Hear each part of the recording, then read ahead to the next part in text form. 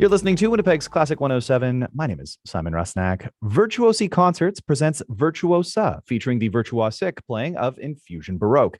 Plenty of talent to go around in the first concert of the season, and to hear more about the thoughtfully curated program, I'm joined by Salini Amawat, violinist with Infusion Baroque. Welcome to Winnipeg's Classic 107. Hi, Simon. Thanks for having me. Well, thanks for joining me virtually. And let me say right off the hop, we're big Infusion Baroque fans over here at the station. Oh, that's great to hear.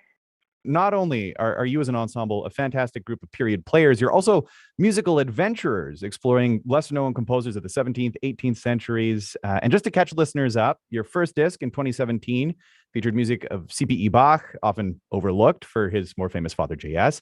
And then the follow-up to that featuring quintets of a fellow I'd never heard of, Georg Anton Kreutzer. And that is to say nothing of the arguably most important and ongoing project, Virtuosa, which we'll get to in just a little bit. But first, can we chat about you as an ensemble, how you all came together? It was through the music scene in Montreal, right? Yeah. So we came together in 2014, actually 2013, and we were all students together at McGill. Some of us sort of had some overlap. Some of us were not necessarily the same year, but that was our mutual connection. And we were friends first and foremost, and we kind of, we were at a brunch together, and we sort of realized that, we play together so often, some of us more than others. Why not, form a group? And we came up with a short season of concerts, and sort of that's where it all began. And then actually later that year in 2014, we ended up winning the grand prize and audience prize at the Early Music America Baroque Performance Competition in Chicago. And that was sort of a wonderful, I guess, win for us in many ways. It sort of, put us on the map a little bit. It got us a string of concerts with early music series in the US. And I think that really sort of boosted the trajectory of the group. And we're, here we are still. Yeah, it must have validated what you were doing, especially in those early years to get that validation. And thankfully you continued through. And obviously your name implies something new, right? An infusion of something into the Baroque, something not heard or really seen before. And I'm wondering about that intrepid spirit I mentioned earlier. Was it clear from the get-go that Infusion Baroque wasn't just going to play the hits, for lack of a better term? Yeah, I think we all kind of agreed that we wanted to bring something a little bit different to the early music scene. Montreal is such a vibrant city for all kinds of music, but especially early music. And we felt that maybe one way that we could sort of stand apart from some of the other fantastic ensembles here is to bring something else to the stage as well. And so our mandate is to infuse music with a little bit of extra something. So this takes the form of storytelling. Sometimes we use visual media. We've been doing like videos lately, as has every group. But yeah, so we knew that we wanted to present not just a concert, but an experience for the audience. And sort of hand in hand with that, we really wanted to connect the audience to the music and the historical figures behind the music itself. So this weekend's program, titled Virtuosa, part of an ongoing Infusion Baroque project that puts a spotlight on relatively unknown women who made substantial contributions to Western classical music, despite considerable barriers and stigma. Can you talk about the origins of this project and what inspired you to take it on? Yeah, so starting in 2015, 2016, we started touring as an ensemble. And the idea for the Virtuosa project sort of was born out of our own personal experience as a touring all-female ensemble.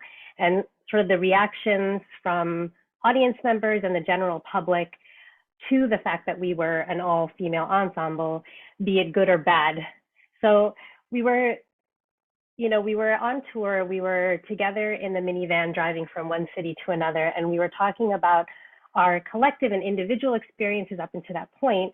And we realized that, if we as four women in the 20th century are experiencing, these this reaction from certain people, what must it have been for women back in the 17th and 18th century?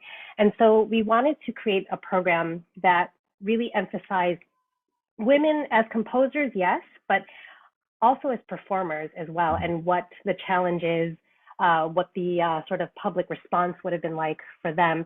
And this kind of, sent us down a rabbit hole, because I think the general conception is that it's hard to find music composed by women or associated with women in the Baroque period especially. But once you start to do a little bit of research, you actually find that there's quite a lot of material to work with. And so this one idea for a concert turned into a whole season of concerts. And then we also were really drawn to the personas of these women. So we created a web series, actually 2 web series. And finally, we have the Virtuosa album that was released last summer. Yeah, it is. It is one that is just this project that has just grown and grown, and you've really kind of confronted those stigmas and barriers that exist with the music, right? And reawakening works by these once popular composers or once popular players, and just saying, hey, they've always been here. We just need to know they're here, right? Absolutely, that's right. And I think that is also one of the myths that we like to sort of demystify, is the fact that there are women composers, musicians that were well known in their time, and they've just sort of been forgotten throughout modern history. But we love sort of bringing them back to the spotlight. And the spotlight is so often shone on Clara Schumann. It goes, well, and here's Clara Schumann, but the examples, as you say, the players and the composers have always been there, and you're going to be reintroducing some of these individuals to us in Winnipeg. And like you say, there's plenty of music to choose from in putting this weekend's program together. Who are Winnipeg audiences going to meet? So we have a really interesting selection of women composers and music that was associated with women performers. So we do have some composers that audience members might have be already familiar with, such as Boccherini. But the other selections that we have feature an Italian composer by the name of Maddalena Lombardini Sirman, who was one of the few touring female violinists during the 18th century. We have Elizabeth Jacquet de la Guerre, who is perhaps in the early music world is probably one of the more well-known Baroque female composers.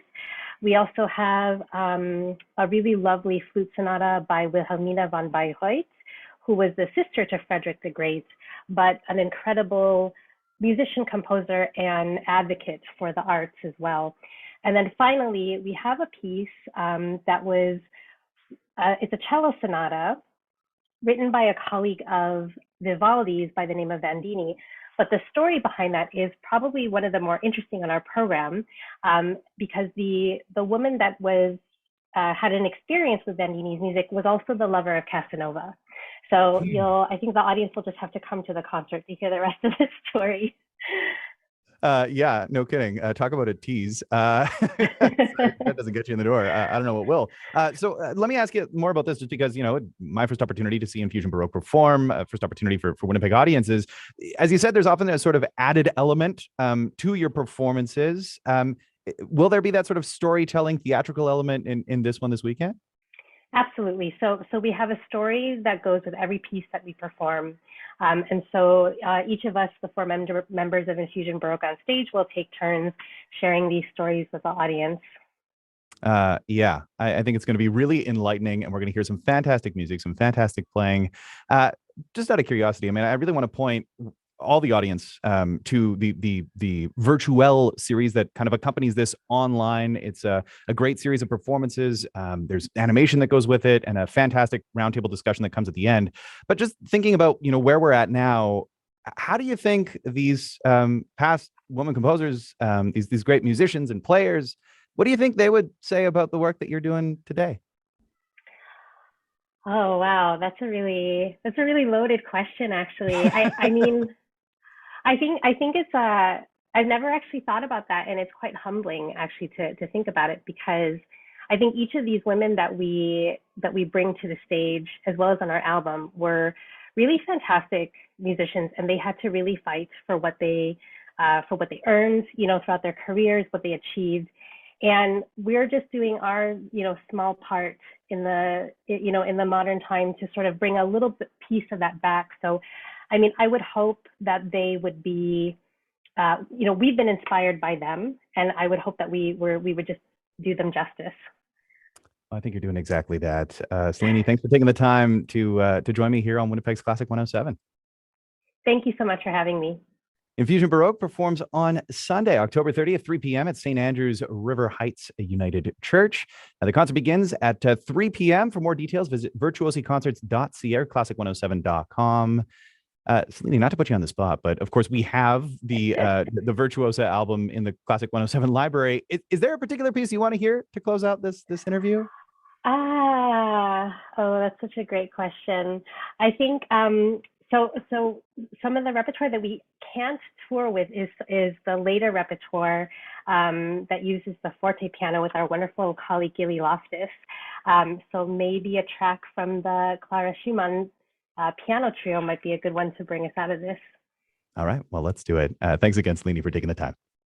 Thank you.